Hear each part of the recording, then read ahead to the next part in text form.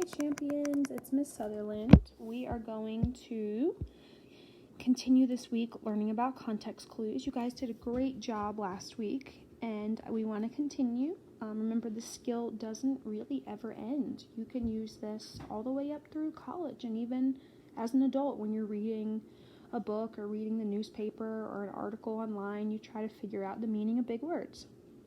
So we don't skip over them, we try to figure them out. Remember, we looked at these pictures last week that talked about context clues, helps us figure out the meaning of unknown words. Usually they're big or words we've never heard of before. So you can use the pictures or the videos that I've been showing you. These helping words, or like, are called words you already know, so that would be synonyms, examples and definitions, any kind of punctuation, and then synonyms and antonyms. And these are just some examples that you could use. Sometimes the definition's already there. Sometimes there's a word that means the same. Sometimes a word that is the opposite. Sometimes they give you an example, and sometimes you need to just make a good guess. That's an inference. So let's practice together. We're going to read each sentence and determine the meaning of the bolded word using clues. We're going to rate the clues that help us. So here we go. Dignity. Even when the police officers put the handcuffs on my mother, she maintained her dignity, holding her head up high as she marched off the protest site. What does dignity mean? Well, let's look at some clues. Holding up her head high. She's being put in handcuffs at a protest site. Holding her head up high seems like with dignity, you're proud. You have dignity, you're proud of yourself and what you're doing. And the clues I boxed already. So she's holding her head up high. Someone holds their head up high. It's showing that they feel strongly about something. So usually you think of someone who's being taken in handcuffs would be, ducking their head. They don't want to be seen, but not this person. Dignity means being proud. Number 2, splendid. The rays from the rising sun shined splendidly through our kitchen window.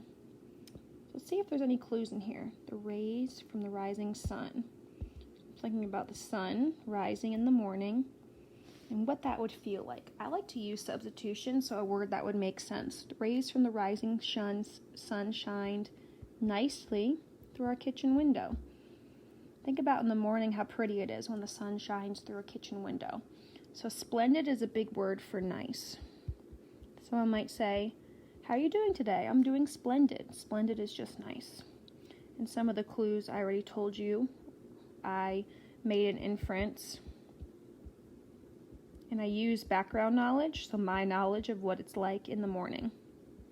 BK means background knowledge.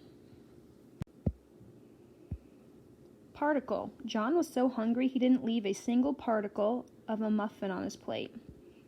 So this person is hungry. He didn't leave a single blank of a muffin. Particle. I'm going to use substitution. Particle might mean like piece. Let's see if it makes sense. John was so hungry he didn't leave a single piece of the muffin on the plate. Yes, that makes sense. Particles are really tiny objects, so we can also say that too.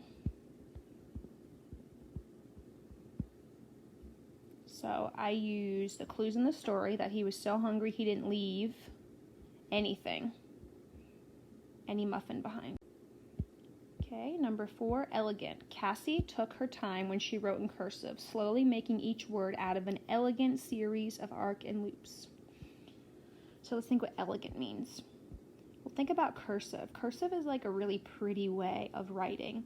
Like if I wanted to write my name, this is in print, but cursive just makes it look and flow so nicely. So Cassie took her time when she wrote, slowly making each word out of an elegant series. Elegant is like pretty or proper. You think of cursive when you think of like signing your name, and unfortunately you guys were supposed to learn cursive this year.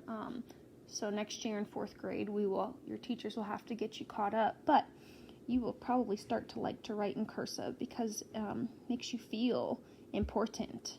So elegant is pretty and proper. Number 5, injustice. Kevin thought it was a great injustice that girls could wear earrings in schools while boys could not.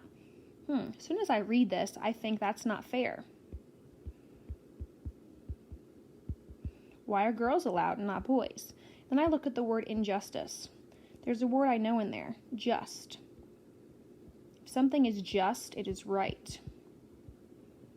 But injustice means not right or not fair. So I use the root word in. The prefix in means not. The root word is just. If something is just, I think of like the justice system, which is where we have judges and courts that help us make decisions. So in this scenario, an injustice is something that's not fair or not right. And last, number 6, brilliant. Vince had to put his sunglasses on because the rays of the sun were so brilliant. Well, we know this, living where we live, right? You should not stare up at the sun.